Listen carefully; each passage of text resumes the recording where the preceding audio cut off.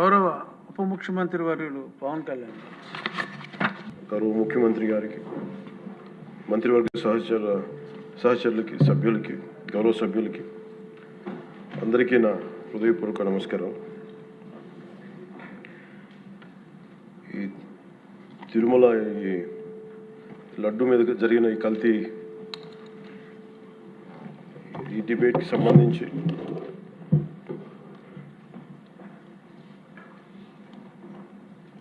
$68 లక్షల కిలోల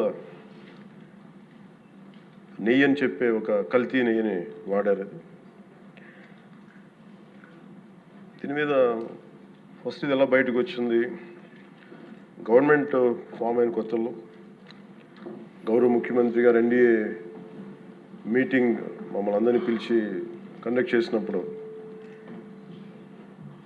ఆ రోజు ఒక నేషనల్ డైరీ డెవలప్మెంట్ బోర్డు చేసిన రిపోర్ట్ని చదివారు. వీళ్ళు గత పాలనలో ఇది కూడా జరిగింది అనేది టీటీడీ బోర్డు వారి పాలక మండలి చేసిన ఇది కూడా జరిగింది అనేది తెలియజేశారు. అంతే, అక్కడితో అయిపోయింది అధ్యక్ష. దాన్ని అంతకు మించి ముందుకు తీసుకెళ్ళాలి. లేదంటే నేను అది విని నాకేమనిపించిందంటే ఇలాంటివి కూడా జరిగినాయా? ఎందుకంటే ఆల్రెడీ గతంలో తిరుపతికి తిరుమలకి పైకి అంత వెళ్ళినప్పుడు కొంత స్థానికంగా కొంత ఉన్న చెప్పింది, తిరుమలలో చెప్పింది ఇవన్నీ కోరిలేట్ చేసుకొని కొంత ఆ ప్రసాదం కూడా క్వాలిటీ లేదని ఎలా చేశారు ఏంటో అనుకున్నాం. కానీ ఒక గబుక్కుని ఒకళ్ళ బ్లేమ్ చేయడం అనేది చాలా ఆలోచించి మాట్లాడుతాం. ముఖ్యంగా పబ్లిక్ లైఫ్లో ఉన్నాం కానీ బాధ్యతగా ఉన్నాయి మా పొజిషన్లో. అలాంటిది అసలు ఈ నెయ్యిలో కల్తీ జరగలేదు ఇవన్నీ వాళ్ళు మాట్లాడుతుంటే దాని మీద చాలా కంప్లీట్ వివరణ ఇవ్వాల్సిన అవసరం ఉంది అనిపించింది అధ్యక్ష. ముఖ్యంగా గత ప్రభుత్వ పాలనలో ఉన్నప్పుడు ఎక్కడా కూడా దేవాలయాల మీద దాడులు జరిగినా ఇంకోటి జరిగినా ఎక్కడా కూడా మేము దోషుల్ని పట్టుకోండి అని చెప్తా వచ్చాం తప్ప ఎక్కడా కూడా మీరు చేయించారని కానీ మీరు ఉన్నారని కానీ ఎక్కడ ఎందుకంటే తక్కువ అలా కూర్చోబెట్టి ఎలా పడితే అలా మాట్లాడటానికి బాధ్యత ఉంటాం కాబట్టి అలా మాట్లాడలేము. అలాగే ఇది కూడా గౌరవ ముఖ్యమంత్రి గారు రోజు ఎన్డీఏ సభలో చెప్పినప్పుడు మాకు కూడా ఏమనిపించిందంటే దీన్ని ఎలాగా అడ్రస్ చేయాలో నాకైతే ఇంటికి వెళ్ళాక నాకు అర్థం కాలేదు. ఇలాగ యానిమల్ ఫ్యాక్ట్ కూడా కలిసి ఇది ఎన్డీడీబీలో వచ్చింది అని నేషనల్ డైరీ డెవలప్మెంట్ బోర్డు దాంట్లో. సో ఇవన్నీ కూర్చోబెట్టి మాట్లాడుతున్నప్పుడు నేను తర్వాత మార్నింగ్ నేను ట్వీట్ చేశాను అధ్యక్ష. దాని మీద ఎందుకు ట్వీట్ చేయాల్సి వచ్చిందంటే వరుసగా నన్ను ట్యాగ్ చేస్తే చాలా మెసేజ్లు వస్తూ ఉన్నాయంట. నా ఆఫీస్ నుంచి అన్ని పంపించేటప్పటికి నేను చూసాను ఏం జరిగిందంటే మీరు ఎవరు మాట్లాడరేంటి, ఇలాంటి రిపోర్ట్ ఉన్నప్పుడు కూడా మీరు ఎవరు మాట్లాడరు ఏంటంటే అప్పుడు నా ఉద్దేశం ఏముందంటే ఇది ఈ దేవాలయాలు జరిగే ఇలాంటివన్నీ ఇవన్నీ కూర్చోబెట్టి దీనికి ఒక రక్షణ ఒక సనాతన ధర్మ రక్షణ బోర్డు లాంటివి ఉంటే బాగుంటుంది. ఎందుకంటే ఇలాంటి కూర్చోబెట్టి చాలా న్యూట్రల్గా చాలా ఆబ్జెక్టివ్గా చేయొచ్చు ఇవి అనే ఉద్దేశంతో నేను పెట్టాను అధ్యక్ష. నాకు గిల్ట్ ఎక్కడొచ్చిందంటే అరే ఇవన్నీ మనకి లాస్ట్ 2-3 ఇయర్స్ మా టెంపుల్ దగ్గర తిరుమలకి వెళ్ళినప్పుడు కూడా గౌరవ మంత్రివర్యులు మనోహర్ గారు మేము వెళ్ళినప్పుడు మా దృష్టికి చాలామంది తీసుకొచ్చారు అధ్యక్ష. మేమే 2-3 పర్యాలు మేమే మాట్లాడుకున్నాం. సో నాకు అవన్నీ గుర్తొచ్చి అరే మనకి తప్పు జరిగింది తెలిసి మనం దాన్ని సరిగ్గా తీసుకెళ్ళకపోయిన ఒక పశ్చాత్తాపంతో నేను ఒక దీక్ష చేశాను అధ్యక్ష. ఆ తర్వాత దాన్ని అందరూ అన్ని రకాలుగా తీసుకెళ్ళారు సార్ 3 పార్టీస్. అలాగే మాకు తర్వాత మొన్న గౌరవ ముఖ్యమంత్రి గారు మనకి కేశవ్ గారు మా క్యాబినెట్లో కూర్చున్నప్పుడు మా దృష్టికి తీసుకొచ్చింది అసలు ఈ నెయ్యిలో నెయ్యే లేదనేది చాలా స్పష్టంగా తెలియదు. మాకేమనిపించిందంటే ఏదైనా సరే innovation is very important in life. Innovation లేకపోతే ఈ పాటికి ఒక్కొక్కరు ఒక్కొక్కలా ఇన్నోవేట్ చేస్తారు. బట్ ఈ పర్టికులర్ ఈ గత ప్రభుత్వంలో ఉన్న వ్యక్తులు వీళ్ళు అరాచకంలో ఇన్నోవేషన్ చేశారు. వీళ్ళు కల్తీలు కూడా అంటే మామూలుగా ఒక నెయ్యి కావాలంటే పాలలో నుంచే కాకుండా రసాయనాల నుంచి కూడా తీయచ్చు, మిగతా వాటి నుంచి కూడా తీయచ్చు అని చేసి చూపించారు. దానికి సంబంధించిన కంప్లీట్ ఈ సిబిఐకి ఆ రిపోర్ట్ ఇచ్చినప్పుడు ఎక్కడా కూడా నెయ్యి లేకుండా వీళ్ళు నెయ్యి తయారు చేశారని చాలా స్పష్టంగా తెలియజేశారు. ఇప్పుడు మనం ఏం మాట్లాడుతున్నాం వీళ్ళందరితో అంటే ఎక్కడా కూడా ఈ సభ సాక్షిగా చెప్తున్నాను, ఇది ప్రజలకు కూడా తెలియాలి. ఎక్కడా కూడా గత ప్రభుత్వం తాలూకు హెడ్ చేసిన వ్యక్తి చేశారని ఎక్కడ కూడా నేను ప్రత్యేకించి మాట్లాడాలి. నేనేం చెప్తాను, టీటీడీ పాలక మండలి బాధ్యత ఇది. మీరు కూర్చోబెట్టి మీరు బాధ్యత తీసుకొని వాళ్ళ పార్టీ ఆ ప్రభుత్వం స్థాపించినప్పుడు వాళ్ళ నియమించిన పాలక మండలి వాళ్ళు చేసిన తప్పులకి సింపుల్ ఏం చేయాలి అధ్యక్ష? ఒక ఇంటర్వ్యూలో కూడా నన్ను అడిగితే నేనేం చెప్పానంటే, you mean to say you going to blame the person who headed the last government అంటే, my intention is not that. My intention is always to say that who did this, who are the perpetrators. A perpetrators is more or less they are the TTD board. Let them be accountable for that. ఎక్కడ కూడా నేను ఈ వ్యక్తి గురించి మేము మాట్లాడలేదు, ఎందుకంటే డైరెక్ట్గా ఇన్వాల్వ్మెంట్ ఉందని మనం చెప్పట్లేదు అది, ఎందుకంటే వాళ్ళు నియమించిన బోర్డు ఇది. కానీ వాళ్ళు ఏం చేస్తున్నారు అక్కడ కూర్చోబెట్టి, ఎక్కడా కూడా సింపుల్గా ఏం చేయాలి దీక్ష? నిజంగా నేనేం చెప్పాను ఆ ఇంటర్వ్యూలో కూడా, ఆయనే తప్పు, నాకు సంబంధం లేదు, మేము పలానా టీటీడీ బోర్డు చేసింది ఇది, ఆ టీటీడీ బోర్డు మీద మీరు నిష్పక్షపాతంగా ఒక కమిటీ వేయండి, ఆ దోషులు శిక్ష పడేలా చేయండి, వాట్ ఎవర్ దాని అవుట్కమ్ ఏముంటుందో దాన్ని బయట పెట్టండి. ఇంత సింపుల్గా తేల్చేయచ్చు. వాళ్ళు వెనకెందుకు వేసుకొస్తున్నారు నాకు ఈ రోజుకి నాకు అర్థం కాదు. ఈ రోజుకి వెనకేసుకు రావాల్సిన అవసరం లేదు. వెరీ క్లియర్ కట్ రిపోర్ట్ ఇచ్చింది. ఇందులో కంప్లీట్గా అసలు నెయ్యి లేకుండా వీళ్ళు నెయ్యి తయారు చేశారు కనుక, రసాయనాలతోటి పామాయిల్ తోటి వీటన్నిటితో బేస్ చేసుకొని నెయ్యి లేకుండా నెయ్యి తయారు చేశారు. It's very clear cut, it's evident. ఇప్పుడు ఎందుకు ఇంత డిస్కషన్ అవుతుంది అధ్యక్ష? మనందరం కూర్చోబెట్టి ఇంత సభా సమయాన్ని ప్రజలకు ఇవ్వాల్సింది కేవలం తిరుపతి లడ్డు గురించి ఎందుకు మాట్లాడాల్సి వస్తుందంటే, వాళ్ళు నిజంగా కనుక ఉప్పేసుకుని ఉంటే కల్తీ జరిగింది, దానికి తగ్గ లా ఏం కోర్స్ యాక్షన్ ఏం తీసుకోవాలో తీసేసుకుని అయిపోతుంటే, దానికి ఎవరైతే పర్పెట్రేటర్స్ ఉన్నారో వాళ్ళకి ఆ శిక్షగా వెళ్ళిపోతారు. అలా కాకుండా అసలు ఆ నెయ్యిలో కల్తీ లేదు, యానిమల్ ఫ్యాట్ లేదు, రిపోర్ట్ ఇచ్చిన తర్వాత ఇవన్నీ. అందుకని ఈ సభ ఈరోజు ఇంతమంది మాట్లాడాల్సి వస్తుంది అధ్యక్ష. మాకు ఏమనిపించిందంటే అధ్యక్ష, దీన్ని క్యాబినెట్ మీటింగ్లో మా దృష్టికి తీసుకొచ్చింది మీకు తెలియజేస్తున్నాను మీ ద్వారా ప్రజలకి. సిబిఐ నేతృత్వంలోని ఈ స్పెషల్ ఇన్వెస్టిగేషన్ టీం ఆ నెయ్యి తయారీకి 1 లీటర్ పాలు కూడా వినియోగించలేదని చెప్పి చాలా ఖచ్చితంగా తేల్చింది. ఆ పామాయిల్లో రసాయనాలు కలిపి తయారు చేసినట్టు చెప్పింది. ఆ ఇతర రసాయనాలు ఏ మూలకాల నుంచి తయారయ్యాయో నిర్ధారణ చేసే సాంకేతికత, దానికి సంబంధించిన టెక్నాలజీ ఆ పర్టికులర్ మా వద్ద లేదనేది ఆ సిట్ తేల్చేసింది. ఈ కేసులో 36 మందిని నిందితులుగా తేల్చింది. శ్రీవారి ప్రసాదాన్ని అపవిత్రం చేసేందుకు ఒక ప్రణాళిక, ఒక ప్లాన్ ప్రకారం కుట్ర జరిగిందన్నట్టు సిట్ తెలియజేసింది.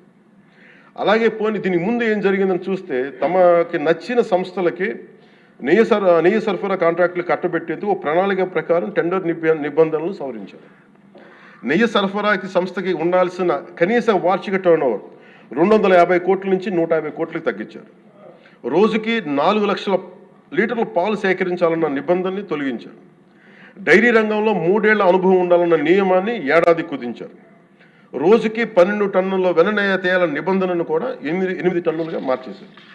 అంటే ఒకరికి నెయ్యి కాంట్రాక్ట్ ఇవ్వాలంటే ఇన్ని నిబంధనల్ని తూట్లు పడిచారు. అది చేసిన తర్వాత మళ్ళీ సవరణ అనంతరం వీళ్ళు ఎంపిక చేసిన సంస్థలు 20-23 మధ్య నెయ్యి సరఫరా చేశాయి. నెయ్యి సరఫరా చేసిన సంస్థకు అందుకు కావాల్సిన కనీస అర్హతలు లేవని సిట్ ఛార్జ్ షీట్లో ఉంది. వీరు నెయ్యి సరఫరాగా ఎంచుకున్న సంస్థలు బోలేబాబా అని కానీ దానికి అనుబంధ సంస్థలు మాల్గంగా, వైష్ణవి డైరీలు 1 లీటర్ కూడా నెయ్యిని పాల నుంచి తయారు చేయాలని స్పష్టంగా చెప్పారు. ఇది 1924 మధ్య 11 కోట్ల మంది భక్తులను శ్రీవారిని దర్శించుకుంటే ఆ కాలంలో మొత్తం 48 కోట్ల లడ్డు ప్రసాదాలు విక్రయం జరిగింది. దాంట్లో సుమారు 20 కోట్ల లడ్డూలు నకిలీ నెయ్యితో తయారయ్యాయని చెప్పి టీటీడీ రికార్డ్స్ తెలియజేస్తాం. ఆ 11 కోట్ల మందికి రసాయనాలతో నిండిన మన లడ్డూలు పంపించారు. అలాగే ఇందులో 1,00,000 లడ్డూలు కూడా అయోధ్య రామ మందిర ప్రారంభోత్సవానికి పంపిణీ చేశారు. నేను మొన్న మన క్యాబినెట్లో మన గౌరవ ముఖ్యమంత్రి గారు మేమందరం కూర్చొని మాట్లాడుతున్నప్పుడు నాకు పర్సనల్గా మెసేజ్లు ఏంటంటే, అమరావతి మన ఈ అయోధ్యకి పంపిన లడ్డూలు ఈ లడ్డూలు కాదు, ఇవి వేరే లడ్డూలు. అలా ఎలా తేడా చెప్తారు వీళ్ళు? దానికోసం ప్రత్యేకంగా అంటే అక్కడ నిబంధనలు ఎక్కడా కూడా మీరు నెయ్యి మేము పలానోళ్ళు కొన్నారు మాకు డీటెయిల్స్ ఇస్తూ ఉన్నారు. నేను ఆ సభాముఖంగా ఎందుకు వాళ్ళకి పేర్లు ప్రస్తావించారు, ఆ చెప్పిన వ్యక్తులు కానీ వీళ్ళు కానీ. నేను అడిగింది ఏంటంటే ఓకే, మీకు దాని మీద ఆధారాలు ఏమున్నాయి, మీరు ఈ లాటే పంపించారు అయోధ్యకి అనేది మీకు ఏముంటాయి, ఎక్కడ ఏం లేదు, అన్ని గాల్లో మాట్లాడుతున్నారు వీళ్ళందరూ. ఇప్పుడు మేము ప్రత్యేకించి మేము అడుగుతుంది ఏంటంటే దీనికి సంబంధించి కంప్లీట్ పాలక మండలి బోర్డు, టీటీడీ పాలక మండలి board, they have to take responsibility. వాళ్ళని ఒక గత ప్రభుత్వాన్ని నడిపిన ముఖ్యుడైన వ్యక్తి వాళ్ళని వెనకేసుకొస్తున్నారంటే అందులో కూడా మీకు కూడా బాధ్యత తీసుకోవాల్సి వస్తుంది. అందుకని సభాముఖంగా మేము అందరికీ ఏం చెప్తున్నామంటే let the law take its own course. ఎవరైతే దోషులు ఉన్నారో వాళ్ళకి శిక్ష పడాల్సిందే. మా ఉద్దేశం ఒకటే అధ్యక్ష, ప్రాబ్లం ఎక్కడ ఉంది అంటే ఇందులో మనందరం కూడా ఇందాక మన గౌరవ సభ్యులు మాట్లాడతా, నెల్లూరుకు సంబంధించి సోమిరెడ్డి గారు మాట్లాడతా దర్గా కానీ మన కసుమూరు దర్గా గురించి వీటన్నిటి మాట్లాడుతూ ఉంటే బేసిక్గా నేను కూడా నెల్లూరులో పెరిగాను కాబట్టి నేను అర్థం చేసుకోగలను. అది ఎక్కడా కూడా వేరే మతాలను కించపరచడం అనేది తెలియదు అది ఈ దేశం. అందుకే ఈ దేశం ఇలా ఉండేది కాదు. అలాంటి దేశం సాంప్రదాయాలని వీళ్ళు కూర్చోబెట్టి కల్తీ జరిగిందంటే వెరీ సింపుల్గా ఏం చేయాలి, అడల్ట్రేషన్ జరిగింది, మేము కూర్చోబెట్టి దీన్ని కరెక్ట్ చేసుకుని మీరు కరెక్ట్ చేయండి, మేము మీకు మద్దతు ఇస్తాం, ఇంతే చెప్పాలి అధ్యక్ష. అంతేగాని దాన్ని వెనకేసుకు వస్తున్నారు అంటే ఒకటి క్లియర్ కట్ రిపోర్ట్ ఉంది, అందులో నెయ్యి లేదనేది, అందులో రసాయనాలు ఉన్నాయని ఇది క్లియర్ కట్ చెప్పింది. ఈ రసాయనాల్లో ఏమున్నాయి అనేది అది పెరుమాళకి ఎరుక, ఆయనే కూర్చొని చేయాలండి. ఒక రిపోర్ట్ ఏమో మాకు ఎన్డీడీబీ రిపోర్ట్ ఏమో దాంట్లో ఖచ్చితంగా ఈ జంతు సంబంధించిన అవశేషాలు ఉన్నాయి అనేది చాలా స్పష్టంగా చెప్పారు. అది ప్రాపర్ ఆథరైజ్డ్ బోర్డు. ఇప్పుడు వీళ్ళేమో కూర్చొని అది కూడా మాట్లాడలేదు. Very clear cut as on today special మన సిబిఐ ఇచ్చిన మన ఛార్జ్ షీట్ ప్రకారం ఆ నెయ్యి కాదు, ఇది పామాయిల్తో పాటు రసాయనాలు కలిపింది. దీన్ని కూర్చోబెట్టి వాళ్ళు ఇంత మాట్లాడుతున్నారంటే ఇది ఖచ్చితంగా ప్రజల మధ్యకి వెళ్ళాలి. దీని నుంచి లబ్ధి పొందేది ఏం లేదు ఇక్కడ. కానీ ఇది ఏంటంటే ఇది ధర్మానికి సంబంధించిన విషయం అధ్యక్ష. ఇదే ఇష్యూ కనుక, ఇదే సమస్య కనుక ఏ ఒక్క మతానికి జరుగుంటే, హిందూ ధర్మానికి కాకుండా, వెంకటేశ్వర స్వామి వారికి కాకుండా ఇంకెవరికి జరిగినా కానీ ఈ దేశం గగ్గులైపోయింది, ప్రపంచం అంతా గగ్గులు పెట్టేసేవాడు. సమస్య ఏముందంటే ఇది ప్రతి ఒక్క హిందూ కూడా ఆలోచించాల్సింది. ఎందుకంటే ప్రతి హిందూకి బై నేచర్ మా ఇంట్లో కానీ ఎవరు ఇందాక మన సోమిరెడ్డి గారు చెప్పినట్టుగా మీరు దర్గాకి ఏదంతా చూస్తే మేము దర్గాలు చిన్నప్పుడు మేము స్కూల్లో ఉన్నప్పుడు రొట్టెలు పండుగ దర్గా మెట్లు వెళ్ళి మేము కూర్చోబెట్టి అక్కడ ఇర్రెస్పెక్ట్ హిందూస్ ఇది ముస్లిం ఫెయిత్ అనుకోకుండా వెళ్ళి కూర్చోబెట్టి అందరూ గౌరవించి దాన్ని ఈ రోజుకి వెళ్తారు హిందువులందరూ. సో ఈ దేశ మూల సంస్కృతి మన ఇస్లాంని గౌరవించేది, క్రిస్టియానిటీని గౌరవించేది, సకల మతాల్ని గౌరవించేది.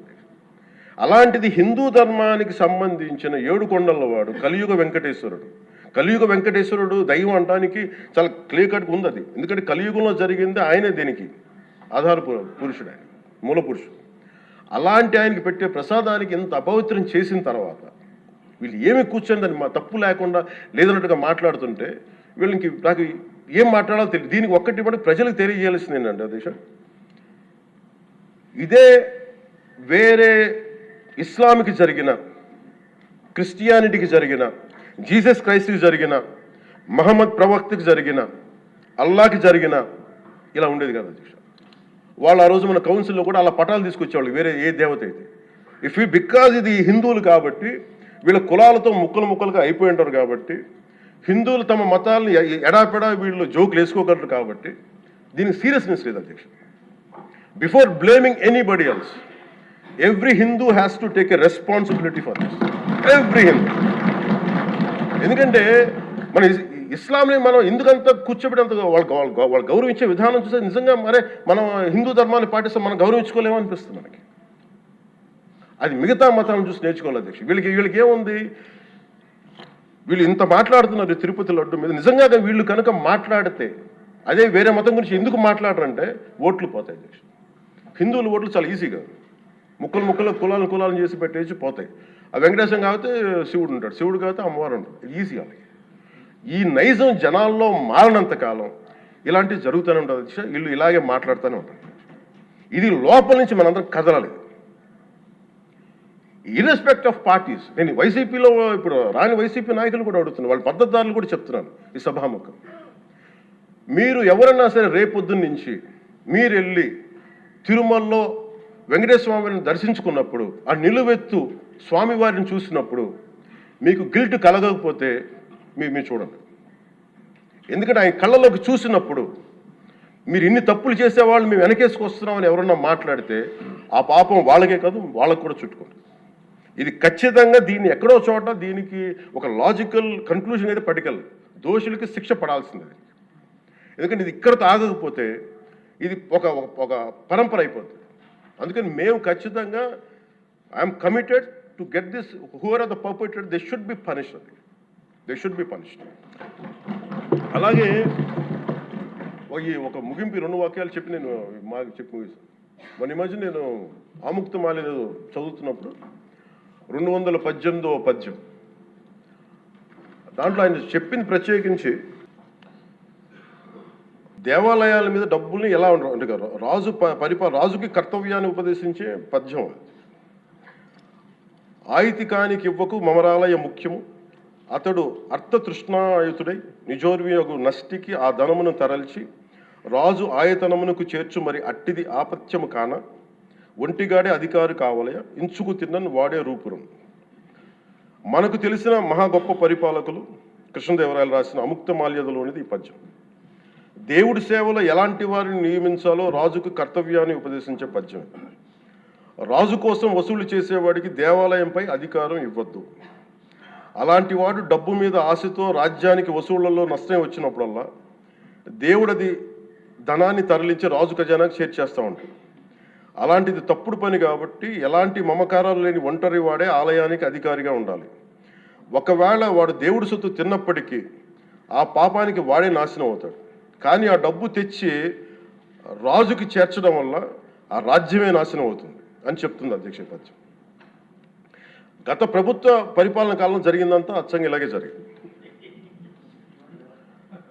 అంటే ఇది మనందరికీ కూడా చాలా లోతుగా ఆలోచించాలి. ఇది భగవంతుడికి సంబంధించిన, అది అంతమంది వెళ్ళి వాళ్ళ కర్మని అక్కడ వేస్తారు అధ్యక్ష డబ్బులుగా. ఆ కర్మని ఆ పుణ్యస్థలమే కాపాడాలి.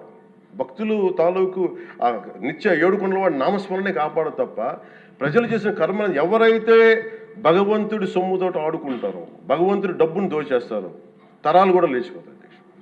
చాలా జాగ్రత్తగా ఉండాలి. ఇది ఎంత మనం ఇది చాలా పుణ్యకార్యాలకు ఇవ్వాల్సింది. అందుకని వీళ్ళందరికీ కూడా ఇప్పటికైనా దీని కల్తీ జరిగింది, వాళ్ళు ఒప్పుకుంటామని చెప్పి వాళ్ళు నిజానికి ఇంకా ఇబ్బంది లేకుండా ఇంక మళ్ళీ దీని గురించి మీరు ఢిల్లీకి వెళ్ళి కోర్టులు వేసే కొద్దీ మీ పాపం పెరుగుద్దే తప్ప మీ నాశనం కొంచెం ఫాస్ట్ అవుద్ది తప్ప ఇదైతే తగ్గదు. అందుకని దయచేసి అందరం ఈ ఒక్కటి అధ్యక్షుడు ఇంకొక వాళ్ళు మరో మాట చెప్పి మించాలి.